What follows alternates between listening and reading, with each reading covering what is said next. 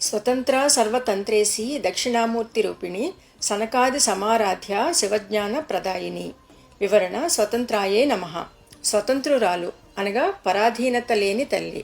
స్వతంత్రము అను నిత్యాతంత్ర స్వరూపురాలు. శైవ శాక్తేయ తంత్రములన్నీయూ తనవే అయిన తల్లి. పరమశివుడు తన అధీనంలో గల తల్లి, లేదా పరమశివుని అధీనమందు గల తల్లి.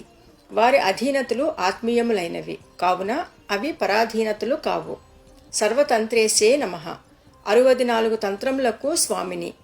దక్షిణామూర్తి స్వరూపిణ్యే నమః. దక్షిణామూర్తి శివుని అవతారము. ఆయన సనక సనందాది ఋషులకు బ్రహ్మజ్ఞానము తెలుపుటకై అవతరించెను కావున గురువు. ఆ స్వరూపము అమ్మదే. శివశక్తులకు భేదము లేదు. ప్రసిద్ధమైన దక్షిణామూర్తి తంత్రము కలదు. సనకాది సమారాధ్యాయే నమః.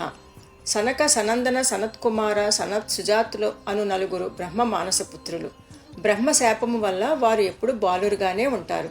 ముక్తసంగులైన వారు అమ్మను ఆరాధించినట్లు బ్రహ్మాండ పురాణములో కలదు. శివజ్ఞాన ప్రదాయిన్యే నమః.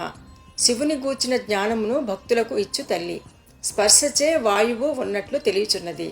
అట్లే చైతన్య స్వరూపుడు, నిర్మలుడు, శాంతుడు అయిన శివుడు స్పందరూపమగు శక్తిచే తెలియబడుచున్నాడు. ఈ విషయము మహావాసిష్ఠ రామాయణమునందు కలదు.